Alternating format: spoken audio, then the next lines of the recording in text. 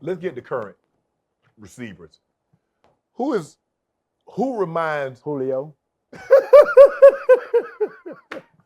I was gonna say what receiver reminds T.O. of T.O.? Julio. I mean, obviously you got DK Metcalf. DK. He's young. He's evolving. Yeah. He's still young. Right. You see the potential there. What about A.J. Brown? I don't think he's as fast as you, though, T. He's coming on too. Yeah. He's definitely making some noise. Like I said, these are guys, like I said. He about to take that next step with Right, Julio. exactly. So it's going to be consistency with these young guys. When you start, we get into discussion about these guys. They're not even in, played 5 years yet. Right. And they start talking about Hall of Fame. Yeah. It's consistency. That's how you get into the Hall of Fame. It's just your body of work. Right. Yeah. Everybody always bring up Odell Beckham Jr. Tremendous talent. He made that one catch. We're in the age of social media. It went wild for everybody knows. Right. People over in China probably know who Odell is. Right.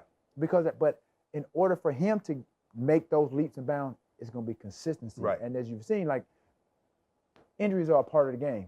He's had one injury. He's going to rebound from that. Now let's pick up from where he left off, where he was playing on with the Giants. So for all these guys that that have the A.J. Browns, the DJ K Metcalfs, Devontae Adams, these guys, they are on their way. They are paving their way to Canton. Who's the best receiver in the game right now? You get one. The best receiver right now.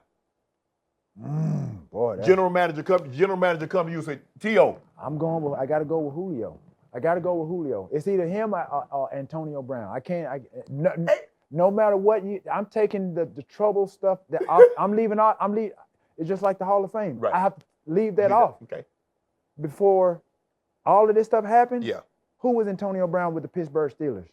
Yeah. Oh, he was special.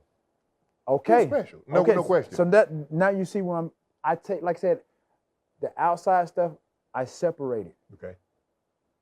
Antonio Brown, before all of this, he was one of the top receivers before all this stuff started going on.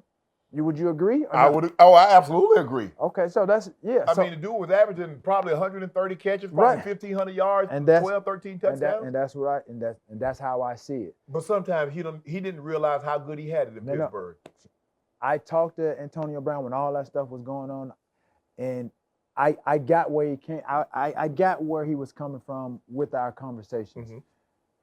Being a 6th-round pick, coming from a small college, establishing and building really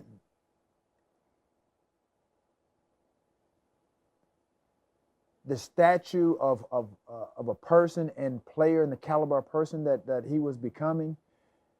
He saw for so many years the star treatment that the quarterback was getting. Yeah.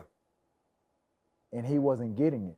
But he was doing equal. He was just as important. He felt as important. Why didn't you tell him, say, you never going to get the treatment the quarterback Bro, gets? Trust me. I said, we had conversations, and I said, whatever your issues are, I said, bro, he was like, what should I said, dude, you know being better than I do. Right. You've been there for 9 years or whatever.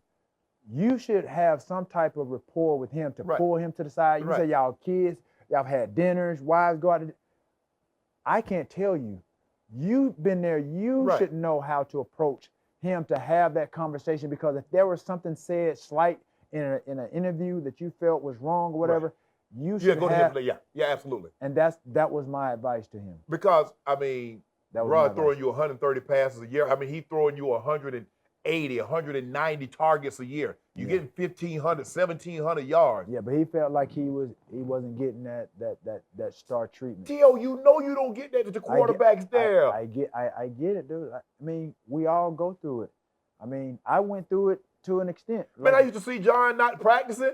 I'm like, man, I can't wait to get to a certain age and I won't have to practice. Right. Oh, well, sometimes it happened, sometimes it didn't. Right. TD was the same way. TD didn't have to practice. I'm like, okay, it is what it is. Migraines and stuff like that. But see, that where players get the problem, you start judging off of what somebody else is getting or what somebody else is doing. Yeah. And that's what gets you in trouble. For me, I didn't have that problem. I liked to work. It didn't matter to me. Yeah. My coaches had to tell me not to practice. Right. Because I need to work on my craft. Right. Like these guys not playing in preseason. T.O., I needed preseason. Right. But outside of that, this is the problem that I had was how I was being treated by my coach in certain situations. You weren't worried about what Steve got treated like this. Man, or Jeff got treated like that. No, just treat me like I'm a human being. Yeah, exactly. And I feel like, at some point, treat me like the star that I am. And I know that there's going to be some tears of treatment as, as guys, get better and as they establish their careers. But I didn't, trust me, bro. They treat you like he was a rookie. Trust me, man. My coaches even told me stuff, man. So, yeah. You know what to do. Hit the subscribe button and become an official member of Club Shay Shay, where we do something before two something.